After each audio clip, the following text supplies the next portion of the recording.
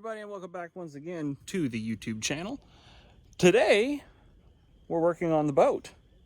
Finally, because it's decently nice-ish outside. It's like 50-something, so it's nice enough. I had video of me doing everything that I did, and I thought I had it backed up to my iPad, so I deleted it off of my phone, and I didn't have it backed up to my iPad, and I couldn't get it back, or vice versa. I don't remember. I think I thought it was on the phone, because the way I do it is I take the videos on the phone, airdrop them to my iPad to edit them on iMovie, because it's an iPad, it's bigger, it works better. But it's a 32 gig or a 64. It's a small storage iPad, so it doesn't have room for like multiple videos at once. So I can only edit one video at a time, or have one video in limbo at a time, basically. So I got to airdrop the footage to the iPad, edit it, then airdrop it back to my phone, and then delete it. Well, I edited it, and I thought I had airdropped it to the phone, and not thinking I deleted it, and we lost it. It wasn't really anything important. It was just time-lapse video of me putting the intake and carb and everything on, because I got a new one of those finally. So we're just gonna pick up from where I'm at and go from there pretty much, because I messed up basically. Oh well, not that big a deal, doesn't really matter. But I'll show you what we got going on so you can see what we're doing and what I'm doing, and I don't know, do it yourself if you want. It's probably a bad idea to do what I do, but you know. So if you are not familiar with my boat, this is my 1982 Sea Sprite. I don't know what model it is, but Sea Sprite's the manufacturer. It is approximately 19 feet long. It is fiberglass. It is heavy, and it does about 42 miles an hour. Well, used to. We're gonna see if we can change that a little bit. We have the important things done. We have a light bar in the front, and we have a radio. Now, the actual important thing is to make it run and not turn off all the time. It had a 2-barrel Rochester carburetor on it and 2-barrel cast iron intake manifold on it. And that 2-barrel Rochester, it was very good at putting fuel out of itself, but it was not very good at putting fuel out of the jets. So basically it leaked fuel from everywhere except where it was supposed to leak fuel, is basically the way that you can describe that old 2-barrel Rochester. It leaked all around the bowl seals, and had almost no accelerator pump anymore. So you had to roll onto the throttle really, really slow, or it would just lean pop and try to die on you while you're trying to get up on planes, so that's really annoying. So I went full send, bought an Edelbrock Performer EPS intake. It's a dual plane, and bought this one's actually a reman just because it shipped the day that I ordered it instead of like 3 weeks later. But your standard 4-barrel 1406 600 CFM Edelbrock carburetor. I gotta get a vacuum plug still for there, because there's nothing ran off a vacuum on this boat.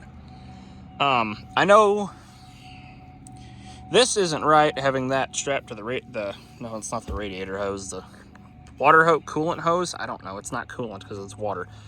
Anyway, I know that that's not right, but that's what I had to do for right now.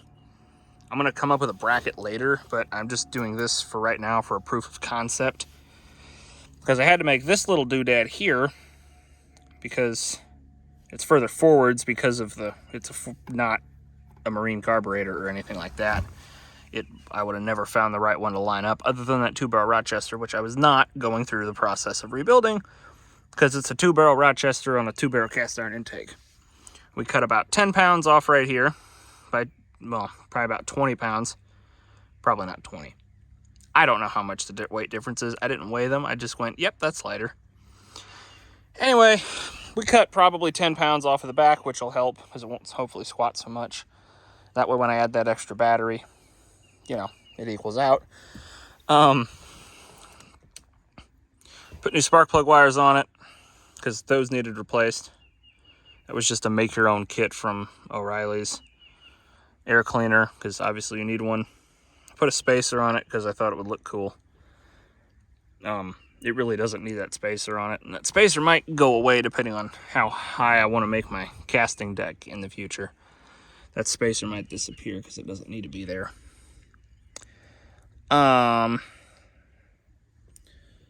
yeah, anyway, the spacer's there. Actually, it might for the other side. I don't know. Anyway, there's a spacer on here because it looks cooler. Anyway,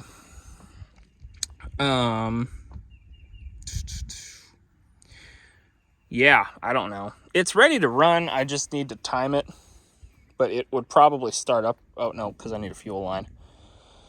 Yeah, I got to get a piece of soft line for the fuel line over here. I got to go from there to there, but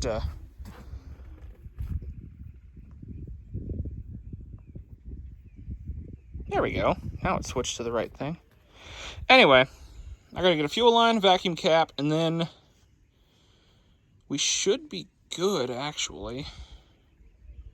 After that, I'd like to come up with a better way to do that return spring. And the reason I have that return spring on there, this cable pushes and pulls the throttle in and out. So you don't actually need that return spring on here. But if you notice, there's so much slop in that cable. And this was a problem when we had that 2-barrel on there too. There's so much slop in the cable that you can't reliably set the idle speed or anything like that. So every time you would back off of it, it would either die because it idled too low, or it would run at like 1200 RPM because the cable wouldn't tighten down. So that's why the return springs are on there on a carburetor that doesn't need it. Like I said, I made that little doodad to get it to go over and hook up properly with that. The geometry is not 100% on this, because all I really did was take a Mountain Dew box and go, yep, that's where the holes need to be, and that's where I need to bend it. And this was really the first iteration of, if this works, I'll be surprised, but this at least gets me started. We don't have 100% wide open throttle on the secondaries. We have like, I will literally say 98%, so I don't think I'm actually going to mess with it any. Because the little bit that it's not, basically the butterfly is like that instead of like that. I don't think it's going to matter, honestly. I really don't. I'll have to play with it, but that's probably just going to stay like that permanently. Because we should have picked up about 30 horsepower here. Maybe, according to the people on Google. I have no idea. But anyway, the biggest issue was the carburetor, because I couldn't set the timing right because I couldn't get the carburetor to run properly. And therefore I couldn't get anything to work right. It would either run massively rich or massively lean. No in between. The choke never turned off because it was a heat riser choke, and I think the coil was broke, so I always had that jammed open with a zip tie. But then I didn't have a choke. So when it was cooler-ish outside, it just wouldn't start at all. So then you had to give it the old, laughing gas Bill Cosby sauce starting fluid to get it to start. And then it would start, but then it would immediately die. So it was a 2-person operation to start this. So the way I'm also solving that is I'm putting a starter button back here so that I can just turn the ignition on and then come back here and put the button, like right there, and just hit that button to hit the starter. That way I can start it on my own. So, and I know theoretically I should have a switch back here to kill it, like a kill switch back here in case it takes off or something, but I might get the crap shocked out of me, but that'll turn the boat off. If it runs away to 5,000 RPM or something, I'll just pull the coil wire off. So, like I said, I might get the crap shocked out of me, but it'll turn the boat off. And it really doesn't hurt that bad as long as you don't just stick your finger in the coil. 1 or 2 doesn't kill you or hurt that bad. It really doesn't hurt that bad, actually. It's impressive how little 40,000 volts hurts. But I guess there's not a whole lot of amperage behind it. Anyway, I need to get a new battery because that one dies if you don't leave it on the float charger for more than 2 days.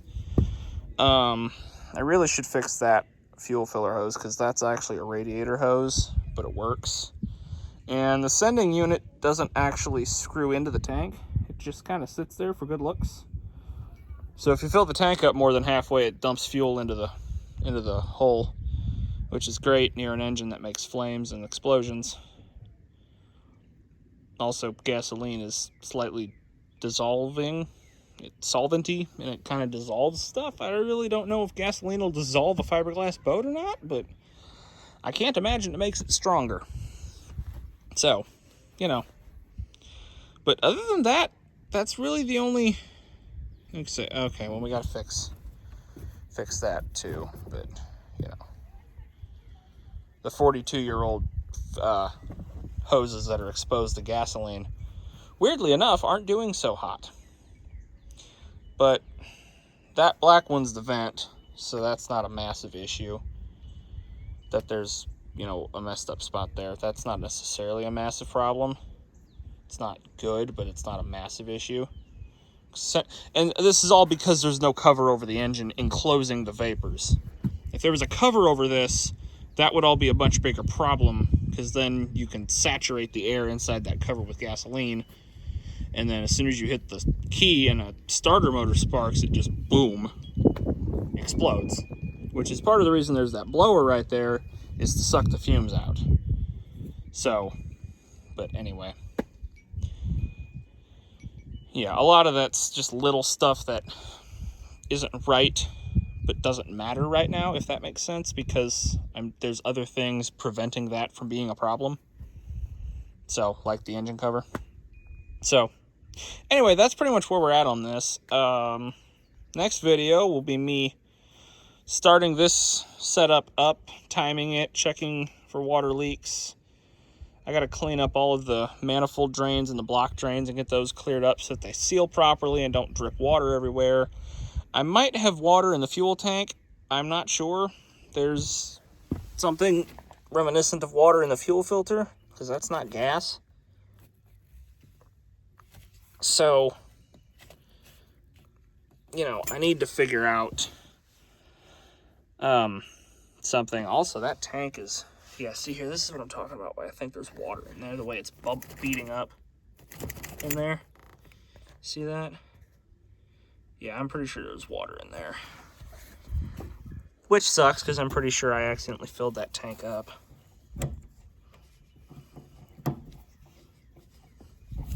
Pretty sure I filled the tank up before we parked it for the winter, which was admittedly probably not a good idea.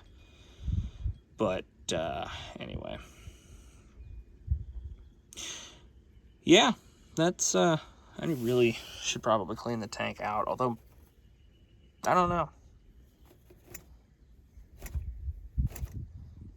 I need to either clean the tank out, well, when I take that sending unit out, I'll look in there and see how dirty it is, because that tank might need to be cleaned out. It certainly is not coming out of the boat. That's for sure. That fuel tank will never, ever come out of the boat, so thank God they're aluminum and won't rust. But yeah, anyway. I need to clean out the tank if it needs it. If there's water in there, I need to figure out how to get the water out. Because when you mix water with gasoline, it pulls all of the ethanol out of it, and ethanol on a carburetor will destroy that carburetor in about a week. So, that's a problem. I also would like to try to figure out a way to put a shutoff valve on that fuel line so that I can shut the fuel off and let the carb run dry. That way it doesn't have gas sitting in it. I think that's probably better for it. I don't know, because I don't want to take the carb off and dump it every time. I know Hollies have bowl drains, but I don't know of an Edelbrock having float bowl drains on it. The bowls are on the side, so it might. I don't know. That might be something to Google, actually. Maybe marine ones do. But I don't have a marine carburetor, so, you know. Yeah, that's pretty much where we're at on the boat. So, oh yeah, I got this seat rebuilt, so now you don't fall all the way to the floor, because that happened. That one I still need to do. But,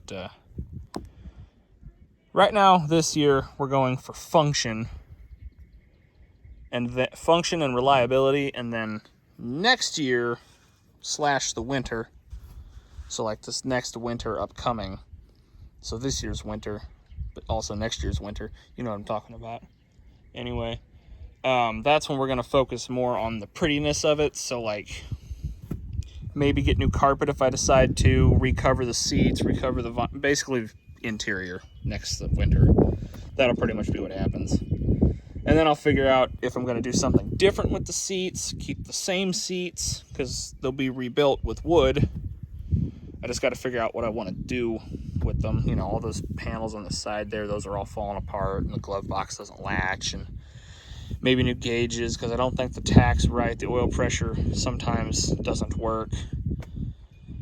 I think the only gauge that works is...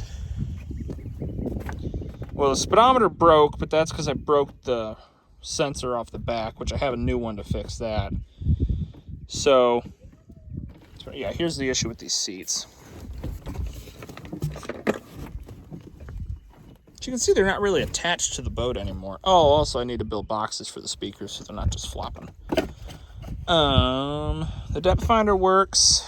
The trim switch sometimes works, but I think that's actually the trim motor going out, which is great because you can't buy parts for that stern drive anymore. So I have a full Mercruiser. I think it's an 838. I think I have a full Mercruiser 838 drivetrain for a boat that runs fine, and it's mint actually. It's from the first boat that some of you might remember. It only has 200 hours on it, so it's like mint. I have that full setup. I just need to pull it out of the boat and put it in my shed so it doesn't get messed up. But if anything ever goes wrong with this setup to where it's to the point where it's a very expensive part or a really hard to find part, this is all getting ripped out.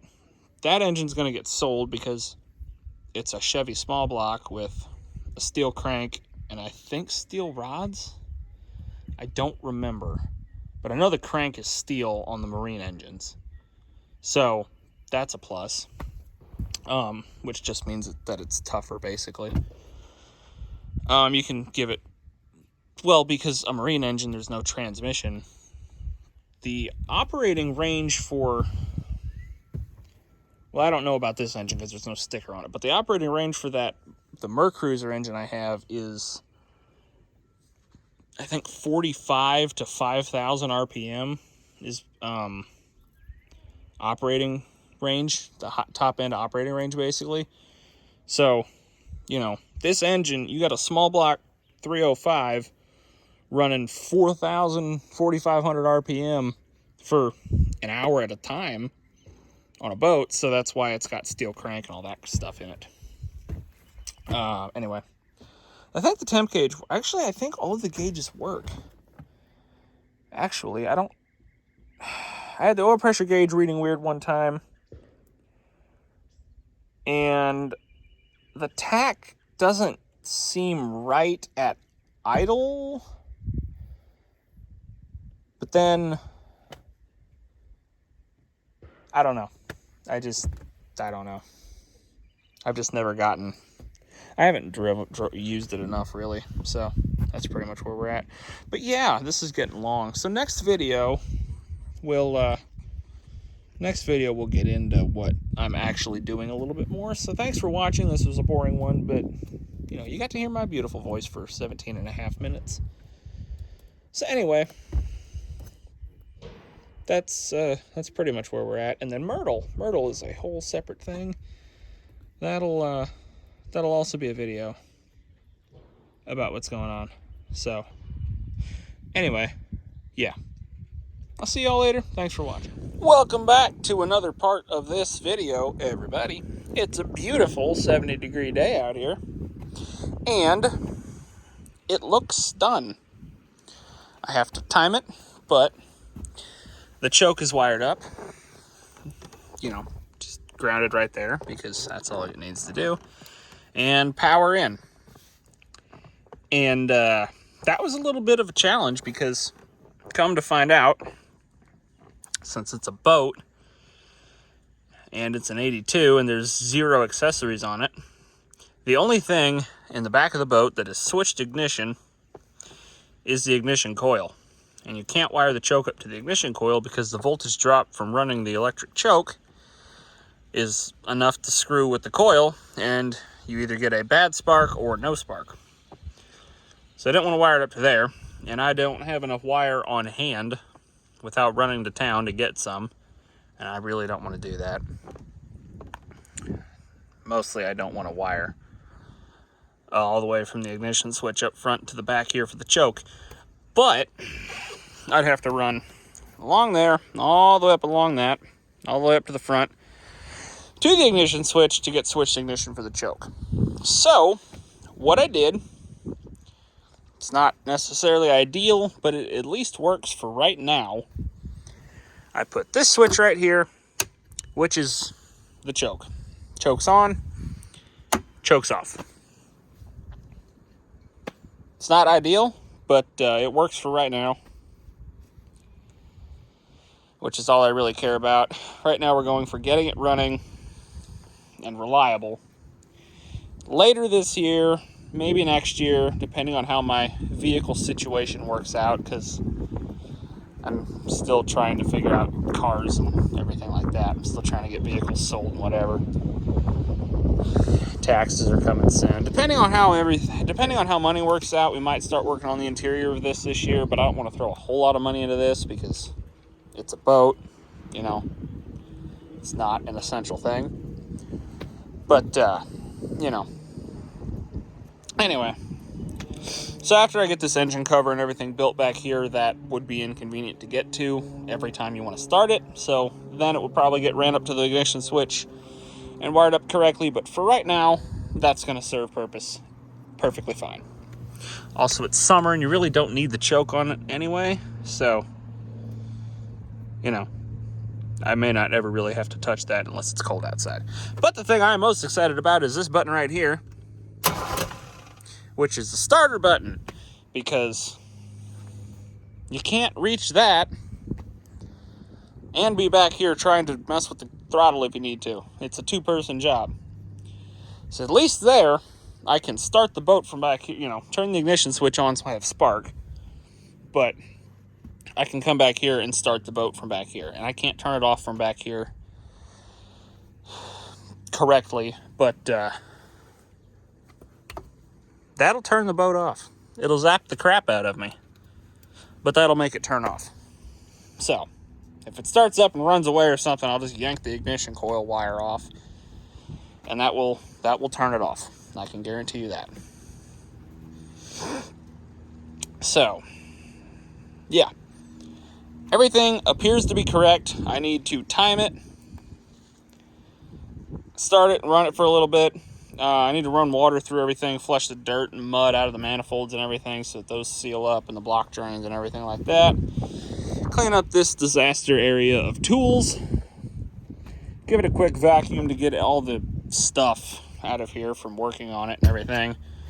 Put the life jackets and the anchors back down underneath. Clean the windshield, because you know that's hard to see out of. And then I just need to in general pick everything up in here. But me and my friend are going to try to take this out this afternoon, whatever. Because like I said, it is beautiful out here. It's like 2:30 right now. Be an awesome day to go out. It's not super windy. It's a little windy, but it's not really a thing. Wind isn't really an issue in this boat necessarily. So, you know. But anyway, that's pretty much where we're at. So I'm going to pick all this crap up and clean this up a little bit more. And then we'll vacuum it and we'll see what we got after that.